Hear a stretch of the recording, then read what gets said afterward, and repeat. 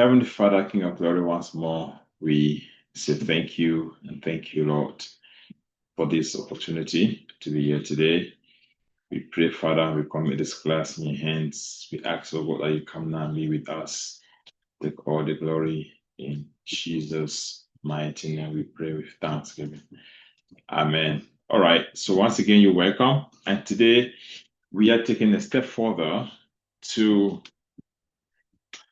continue with our CI/CD practice because that is the core area of DevOps, right? Continuous integration and continuous deployment.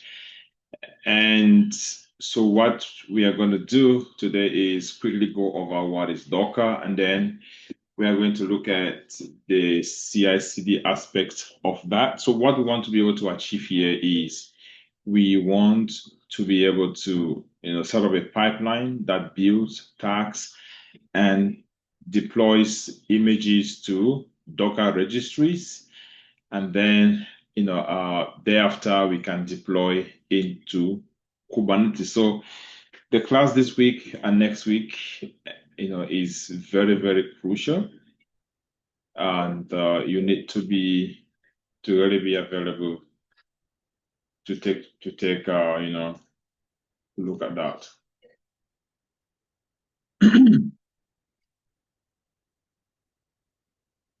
So let's get started.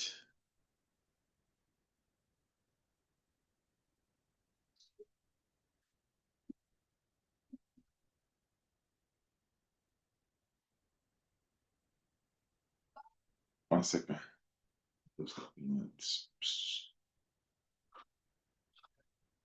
Share my screen. Okay.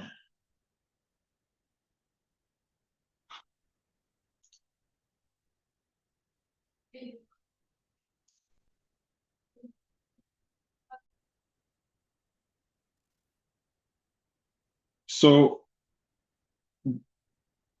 as a DevOps engineer or somebody who wants to work in the field of DevOps, one of the skills that you need to have on your resume is what we call Docker. And by the way, Docker also has its certification. Okay, I'm just going to show you just a moment, right? So we have what is called a Docker Associate. Okay, this one. I'm going to show you. So if you're thinking about certification, we have what they want Docker Associate certification. All right, this one like this. I don't know how much it costs, but yeah. So see that Docker Certified Associate to validate what the skills professional working with Docker technologies. Yeah, it focuses on what practical real life, real world skills required for deploying and managing containerized applications. So this is definitely, oh yeah, see that it costs what? It costs $195. And yeah, definitely a very good one to take, right? To validate your skills with Docker. So now, why Docker? And at this point in this program, we are already entering the advanced levels.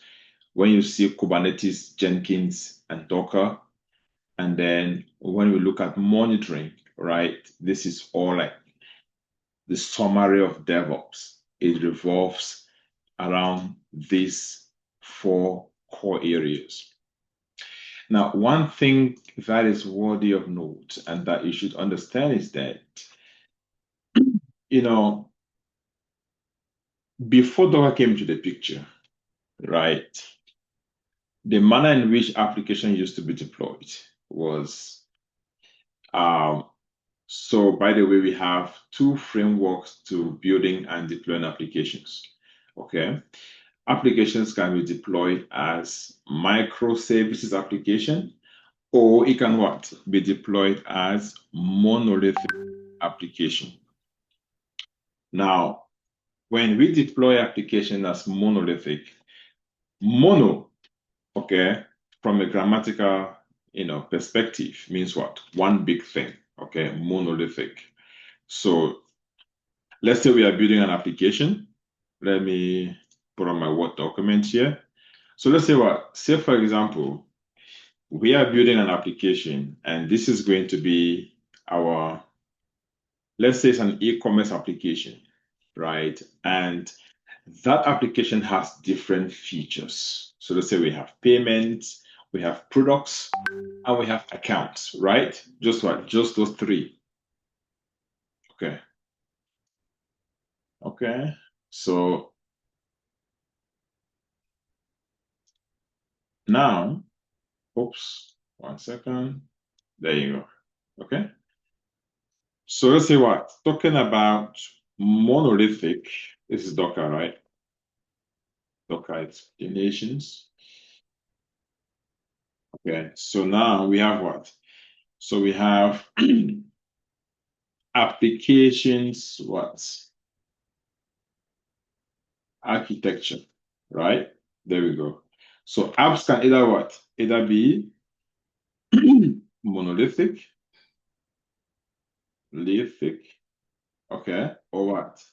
Or it can be microservices like this. Previously, all what? Applications used to be monolithic. So let's say, for example, right? Example here. So let's say we want to what? We want to build, okay, and what? An e-commerce, okay, e-commerce application. All right, like this. Now what? Let's look at these features, right? So let's say we have features here. We have payments, right? We have notifications. We have products, okay? And let's say we have accounts. So what this means is that this is just a small, e-commerce application. And so once you log in, you're able to what, create your account. You can see products. You can buy the products. When you buy, you have notifications, and you can, of course, pay. So you have these four features. So with Mono, right, this what? This, everything here is one application, right? So what? Therefore what? So all what? All the features are what? Are deployed as one application, right? So nothing is broken. But now with microservices, we are going to have what?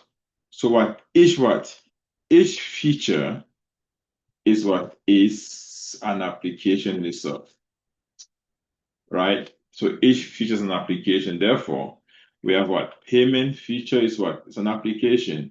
We have, notifications, right? Notifications. We have products, right? And we have accounts. Now, if you look at this, right, the difference here is that let's say something was wrong with this application deployed as what? As a monolithic application. What will happen? What will happen, of course, is that let's say, like the payment feature has a problem, right? And we want to fix it. What this means is that you cannot fix the payment issues without affecting these other features. So in that case, the entire application needs to be taken offline. Now, that in itself is not, a good business logic, because it means that, hey, okay, just because payment, it's like you walk into a store and their POS machine is down. Okay, that doesn't mean that they cannot transact, right? It's just one element of that, right? They can still pay cash. No, so like there is still a lot to be done. So we're not going to close the whole shop because the POS is down, right? That won't work. Now, with microservices, each of these features, right, is what is deployed in containers. So they are managed independently. What that means is that, therefore, what it becomes very easy to scale. We can scale the payment container without affecting notifications. We can scale notification, and we'll talk about scaling, right? It just means increasing it. So it's like, for example, let's say you go into a restaurant and you buy, let's say you order jollof rice, this time around Cameroon jollof rice, and you ask for 2 heads of fish. So you have the rice and you have fish. while you are eating the rice, you can what? You can decide to say, hey, come on, can you add 5 more fish? Therefore, what you are what? You are scaling the fish. And if you were served 2 fish and you don't want to eat 2 fish, you can what? You can ask them to scale that fish down so they can what? They can reduce it from 2 to 1. Okay. So Docker fits in here with what? With microservices. This is where Docker comes in. And so Docker what? Docker and Kubernetes. This is the core of DevOps.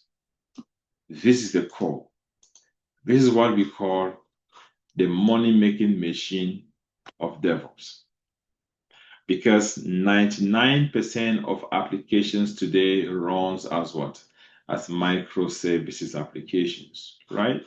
This is why this is so important. So first, what we know about 2 major applications architecture, monolithic and microservices. Today, all applications are moving towards what? Microservice application. That's why you often hear most what companies talk about, decoupling. You hear about this word a lot in interviews. Decoupling what? Decoupling our legacy application.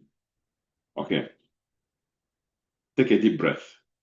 What does decoupling means? Just the literary meaning, like just the like.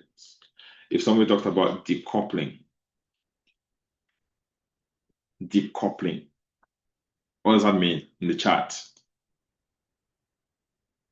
What do you think it means? Yeah, exactly right. Separating. What else? Right? So most companies today multiplying by 2, that cannot be decoupling.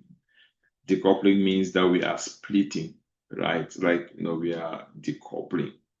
Coupling means what? Putting together. Okay, that's another meaning. Decoupling means that we are what? We are breaking things. We are breaking things into pieces in an orderly manner. Breaking down. Yep, that's what it means, right?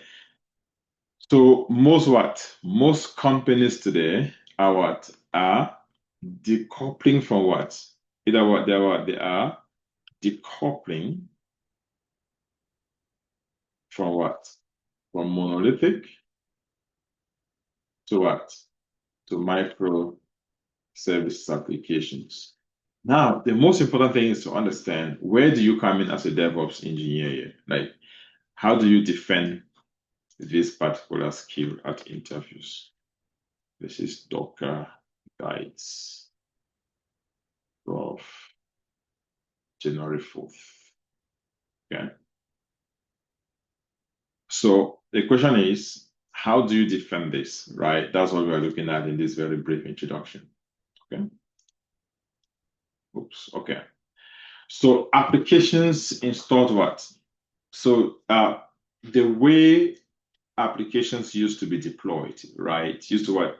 It used to run directly on the operating system, right? So let's say, for example, you want to run WhatsApp, for example. What do? What? You install what? You install WhatsApp directly on your Windows computer, right? It becomes what? It becomes a Windows application, right? Because what? It's run directly on your computer. Now, there are several other ways that that same WhatsApp could be deployed, right? It could be deployed as a Docker container. So it has nothing to do with your direct operating system. Now, so before Docker, we used to have applications installed directly on the operating system. So it runs directly, right? And of course, that is the monolithic approach to it. So for example, we look at what we did with the SonarQube, for example, right? When we install SonarQube directly on an Ubuntu instance, directly on an operating system, right? Like that directly. And of course, so you have noticed also that we also encounter some kind of dependency and library conflicts. Why? Because there is the tendency that you need some requirements on your system in order for that application to run. difficult to reproduce in environments. Yes, of course, because when things are coupled together, right, it's not difficult. It's very difficult to to kind of reproduce the exact same thing maybe in dev environment, test environment, and production environment. So it becomes very difficult. But above all, right, monolithic applications are very, very hard to scale. We cannot scale them. So it's either we are scaling it together or we are not scaling it at all, right? So previous now, right? So this is how applications used to run, right? So when it comes to Docker, and you often get these questions in interviews, right? They will ask you, this is what interview question, okay? Interview questions. So they will often ask you, what is the what? The difference between a what? A container and what? And a virtual machine. Okay, like this. So this is how, previously, right? We used to deploy applications. So when we moved from deploying it directly on the operating system, the other thing that came to the picture was what we call virtual machines, VMs. How many of you know about virtual box, and all of that, right? So now virtual machines in itself is like what? It's just like WSL, right? You look at what? WSL here. Okay. So when you install WSL subsystem, they were the Windows subsystem for Linux, you can what? You can then install any other application in that particular virtual machine. And of course, what? That used to be supported by what? By hypervisor. If you go to your computer in the search bar and what you search what? Search hypervisor, you'll see it there. Hypervisor, right? Yep, there you go. Oh, no,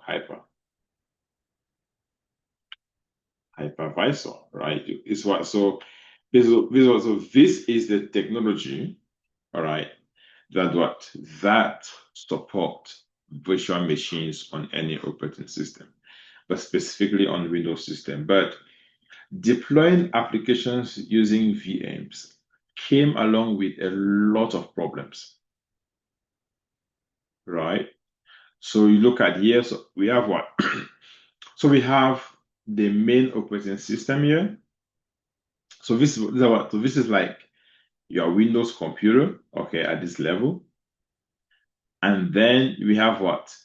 And then you have to install the guest operating system. So this could be, Linux, maybe Windows Server, Unix, okay, Ubuntu, whatever you want to install, right? It becomes what? Guest. And then you have to what? Get the libraries and the binaries. Okay, everything has to be in place. Then what? You can deploy the application. So now, what happens with this architecture was that then it became very difficult to start an application using what? Virtual machine. Why? Because first, your laptop needs to start. The hypervisor needs to start. Then what? The guest OS has to start. The libraries need to be initialized. Then what? The applications can run. 4 layers. So applications running here has what? Has a couple of disadvantages. First, high resource consumption. Why do we mean? So first what? First, you have the hypervisor that needs to be running, which means that what? Therefore, in this case, of course, what? It's going to consume memory on your system, right? True or false? True. Then you need to install, let's say you are installing okay, Ubuntu, for example. Let me show you something here. Let's go to programs. Okay, let's just go to programs here. So if you go to programs, right, I'm going to show you. If you go to your system, right, come to your computer like this. Okay. Now what? I want to show you the guest OS that I have here. That's what? Search Ubuntu. Okay. Okay, they could. Okay, yeah. It looks like I have uninstalled. But of course, so what? If you search it right, if you search Ubuntu, and you wouldn't want you're going to see Ubuntu because you have Ubuntu installed like that. So okay. So you have what? So therefore, what now? I want to show you, like the resources that Ubuntu consumes on my system, right? But of course, here you have the hypervisor, you have guest OS, binaries, and the apps, right? So this was not, this was a solution, okay, to take us forward from installing directly on our operating system to what to installing through virtual machines, and that did not work. Why? Because what it then came with its own issues. First, each application what runs with its own full operating system.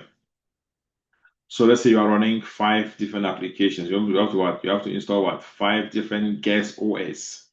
That's a lot of memory and hard drive you have to consume on your system. Of course, higher resource consumption. And then what? The bigger thing here was slower setup times. Okay. And of course, what? It improves isolation. Yes, because we are able to what? Run different applications on different operating systems. But of course, what? It also what? Reduces efficiency. So at the end of the day, not too good. Now, let's now compare running your application on a virtual machine, okay, compared to running the application using what? Docker containers, and why Docker is a game changer. Okay. So if you look at this diagram, right, first what? So some of the advantages of Docker, why almost all companies today are deploying on Docker, it's of course what is that Docker applications are lightweight because see, we don't have to go through all those layers of having the hypervisor, guest operating system, binary, and then the application. See that? Exactly right. You see here? But now therefore what? Now, but if you look at Docker control, what happens? You have what? You have the hardware. So the hardware is like my system, right? Like your computer. Then what? You install what? You install Docker engine.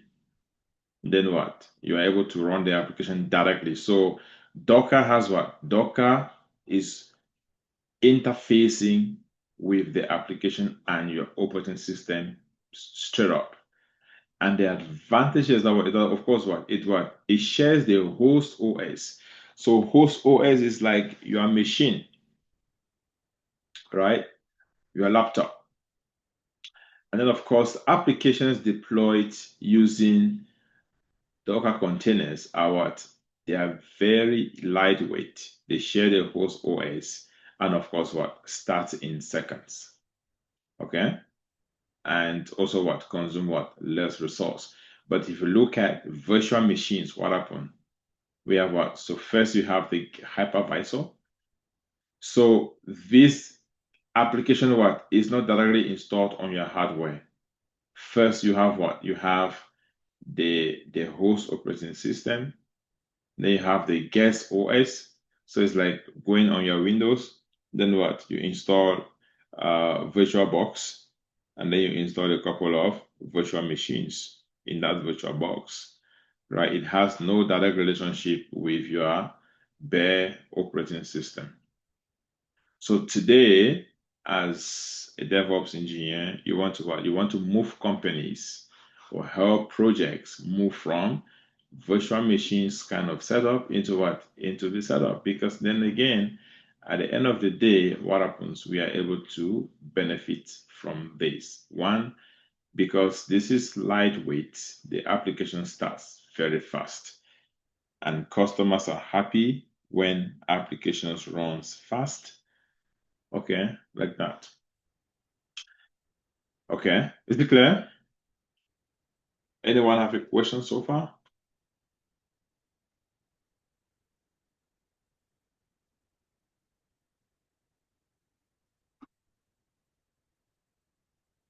Anyone? If it's clear, please type one.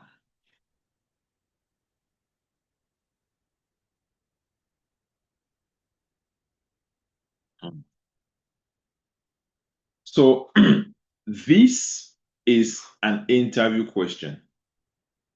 Always. right? And you will often be asked this question. The goal is they want to see if you understand what? You understand this architecture. Okay? When you run an application using Docker, and when what? You run it using virtual machine, what is the key characteristics? First is speed. Second is resource consumption, right? And all of that. And so that layer matters a lot. Therefore, what? Docker is a containerization platforms. It packages what? Applications with their dependencies. It's lightweight and fast compared to what? Compared to virtual machines. It runs consistently across environment. Virtual machine is not clear. Don't worry, okay? When we do an example, you're going to understand, okay? So now, what are we saying here? I think somebody is trying to annotate.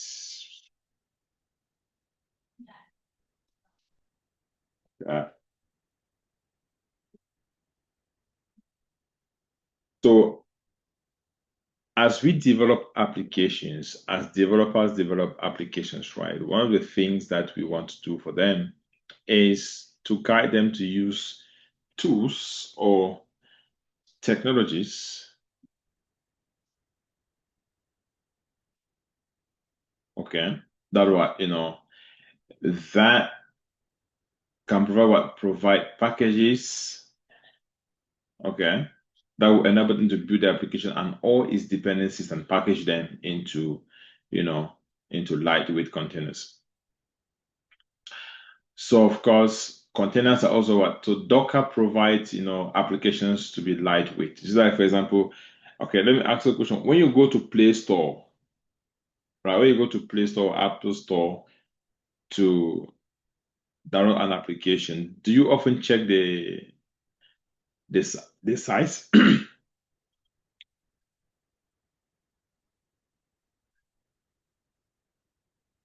Do you often check the size of the application? Like,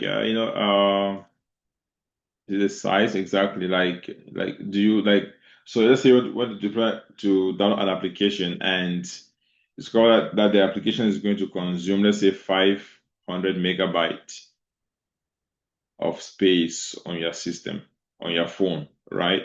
Most of you will not, okay, go with that application, except it is critical to what you are doing, right? But if there is a similar application that is just, let's say, 50 megabyte, right? 50 megabyte and 500 megabyte in terms of size. Which one do you think, will start off very fast and will consume less space on your phone, right? Of course, what? The 50 megabyte. Because again, in terms of data even, right? If you have 1 gigabyte of data, you can what? You can easily download what?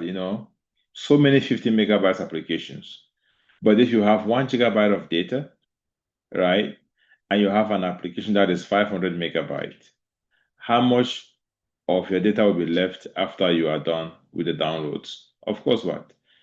Close to 50% of that is going to be left.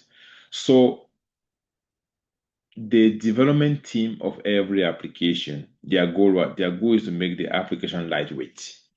Okay. And when you make it lightweight, you package all the dependencies, okay, package them into an image. Docker, we're going to come to talk about Docker images and all of that, and that makes a lot of sense.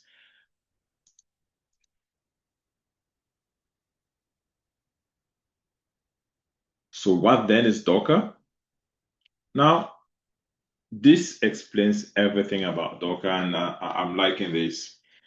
I was able to create this image with AI just to be able to give you, a pictorial, perspective with this. Therefore, Docker is a container platform that packages applications and is dependencies into portable, consistent environments. Now, there are four key, terminologies here that you should be aware of. Okay, let's come back here. Therefore, know about, Docker image,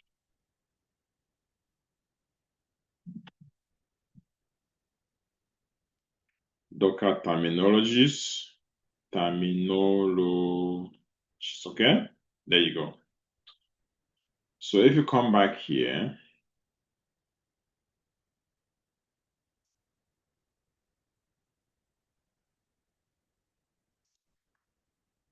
we have what? Docker image, Docker what? Container, Docker registry,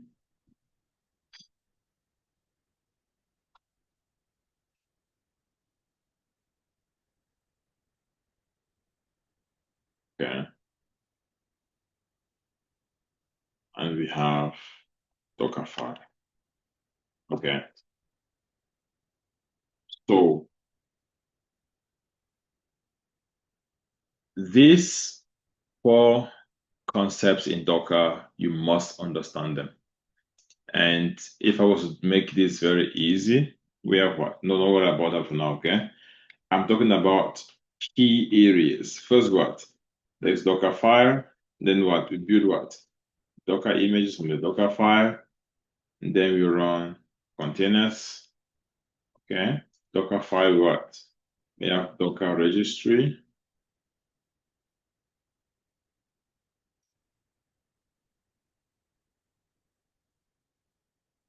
Okay. So these are the four core areas with Docker.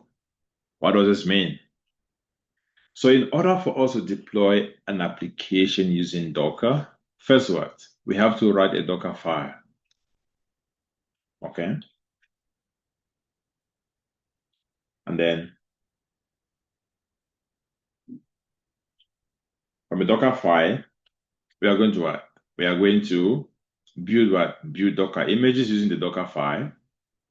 When the image is built, we what? We push it to Docker image registry. Very important. Docker what? Image registry. And then we can then what? We can then pull the image and run the application. We are going to explore these four areas, and this is what makes Docker, so cool to understand. We'll look at how to deploy applications using Docker and all of that. Okay. So first what? First we have our Docker file. And of course what? A Docker file simply what? Contains instructions to build images. That's it. Okay? To build images. So as a DevOps engineer, you need to have that experience in writing Docker files and the best practices in how to manage Docker files. It's very, very important.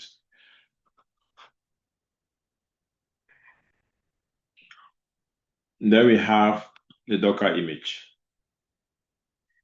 Of course, what? Docker image is a template for containers. And what? It is built from Docker files. Then what? The running instance of an image is a container. And here, when we build our image, we can what? We can deploy that image into what? Let me see if I can annotate here. We can deploy the image into what? Into a Docker image registry. So this is what we want to automate using Jenkins or using any other automation platform. Is there anyone who is new to Docker in this class? I think we did Docker, but we didn't just cover the Docker Jenkins approach aspect to it. But are you finding this information quite new? Is it appearing some kind of refreshing? Let me know. Is it? Anyone?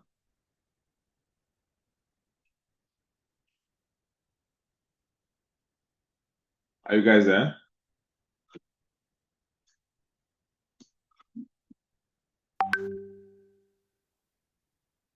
New to me. much more detailed now. Okay, great. Yep. Okay, great. Okay. So this is so important for us to understand, right? So we have that. So we have Dockerfile from Docker. First you write Dockerfile, which means that as a DevOps engineer, you must have experience with writing what? Writing Dockerfile. Okay, yeah, coming from James. Okay, that's cool. Okay, so this is new for you. It's very okay. That's why I'm taking it from scratch. Okay. So in terms of if you were taking notes, means what? At the end of this particular, chapter, you should be able to tell yourself, hey, you know what? I can build a Docker image. I can what? I can tag the image and I can push the image to what? To a Docker registry. Okay. Very, very important. So we are going to focus on how to write a Docker file, how to use the Docker file to build a Docker image, and how to How to then translate this image, make it running, okay, through using what we call a container. Okay, very important. Then Docker registry is also a very, very important aspect. Once we cover these four components, then we are going to move boom into into automating this entire process using Jenkins. Okay, great. So what is a container then? A lightweight isolated runtime environment includes applications and required dependencies, shares the host operating system, is also called kernel, and starts and stops in seconds. So in essence, what we are discussing is what is the modern approach of deploying applications? Do we stick to the monolithic approach, or do we translate or move to the modern approach by using Docker and Docker containers? Okay. And of course, so we already compare Docker containers versus virtual machines. So therefore, containers are lightweight and fast. Virtual machines include a full operating system. Containers use fewer system resources. Containers are ideal for modern DevOps workflows. What this means is that developers today must know how to. Oh, by the way, so what will happen in most cases is developers will move more, use more, container use. Okay. So developers will write a source code, and of course, as DevOps engineers, we need to use that source code, convert it into a Docker file, then we build a Docker image, and then we are able to, run Docker containers. But this entire process in a modern day environment is automated. So the goal is how do we automate this entire process using Docker? Now, very important. Let's talk about what we call the Docker architecture. Very, very important. So we have, three major components of Docker architecture. This doesn't come in interviews, but it's so important for you to understand. Okay. So we have the Docker client, the Docker daemon, and the Docker registry. So the client is where it's like the user interface. Let's say you want to build an image. What is the command that you want to run? Okay, there. So let's say you want to run like Docker build command. You are using the Docker client. That's the interface there. The Docker daemon does one thing. Okay, it manages containers, builds and run images. Therefore, then so on the Docker daemon is the Docker engine. So in terms of terminology for Docker, what have you looked at so far? Docker Docker is lightweight, fast to start, can scale. And then we know about the Dockerfile, Docker image, containers, and registry. Okay, very, very important. And now we what? We're looking at another set of architecture here, right? Docker client, daemon, and registry. Super, super important for you to understand. So the Docker engine, so when we have a Docker file and you run the command, what happens? The part of Docker that translates that file into an image is the Docker engine. But this Docker engine is what? It's managed by the Docker daemon. Okay? Like that. Then Docker registry is, of course, what? Where we store our Docker images. We'll talk about this quite, details. Okay, store Docker images, Docker Hub, and what? Private. So we are going to talk about Docker registry, I think tomorrow, okay? As a matter of fact, I'm going to record a couple of videos on what Docker registries, okay? Like, if we are not able to touch it today, then I'm going to record segments of this so that we can have a complete series on Docker, okay? To make it very easy. So before next class, I will have recorded all the videos for Docker. So all you have to do is just to go through them. But we are going to take our time more with Kubernetes. When we get to Kubernetes, that is where you're going to see how everything that comes together, right? And after Kubernetes, you have my blessings to start looking for jobs, okay? And we are also here to support you. Make sense?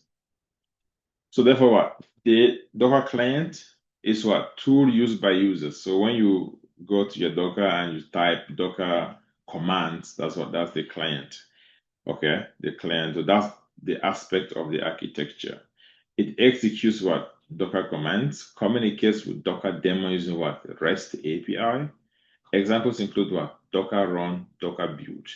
So we run these Docker commands what are executed using the Docker client. The Docker daemon.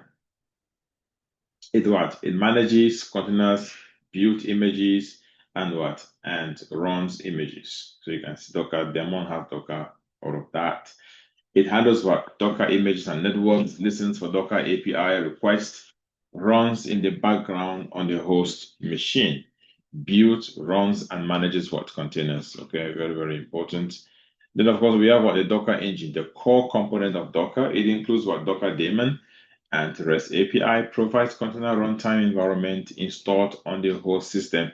So there is something we call Docker Desktop. How many of you have the Docker Desktop application on your Windows or Mac or on your operating system? Just to be more pro. Okay, you do. That's good. I see. Great, right? So therefore, what you have is what we call the Docker engine. Okay, great. Okay, the Docker engine. Okay, that's the Docker engine. And that's the core component of Docker. Now let's talk about registries. Very, very important. And you want to take note of this registry.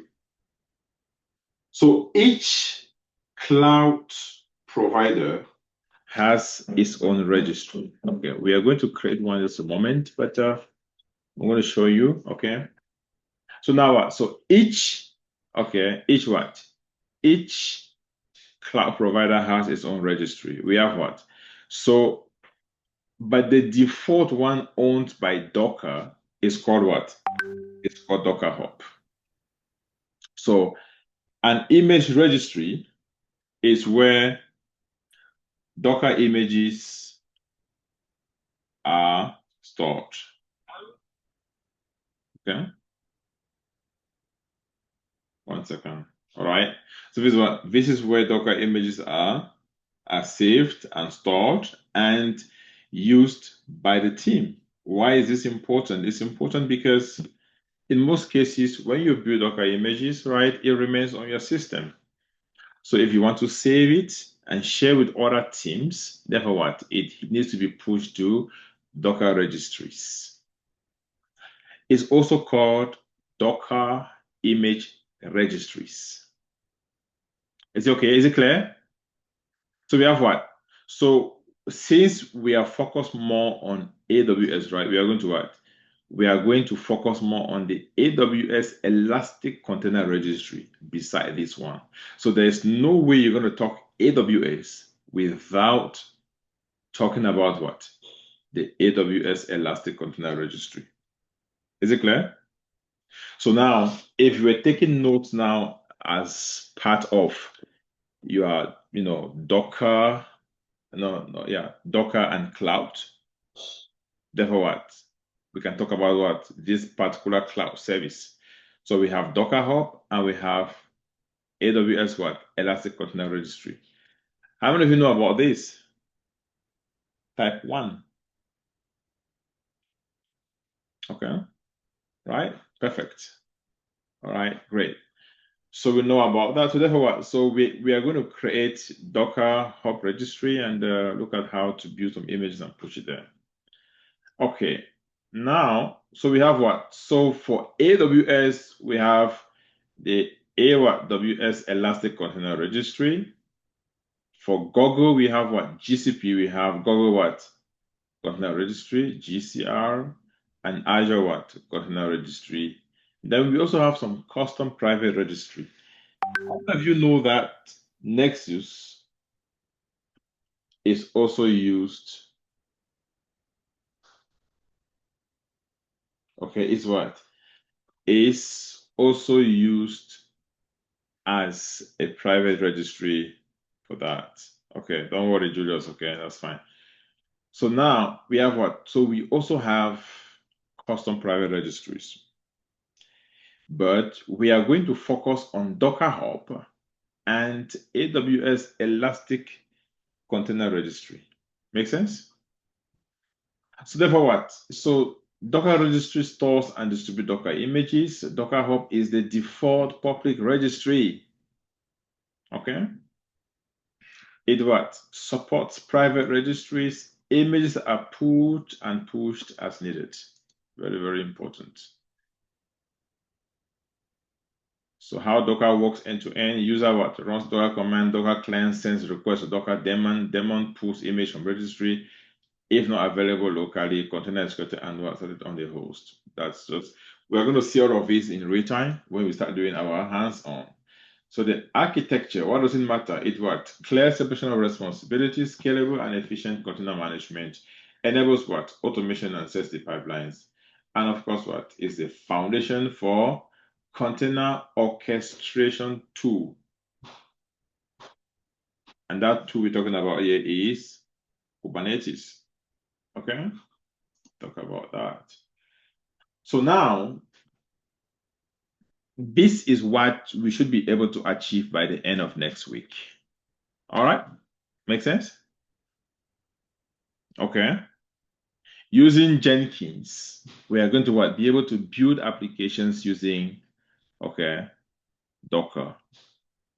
We are going to have our source code, okay, and the source code what is going to be triggered by, again, build triggers, right? Pull SCM or what again? GitHub webhook. At least we know that, right?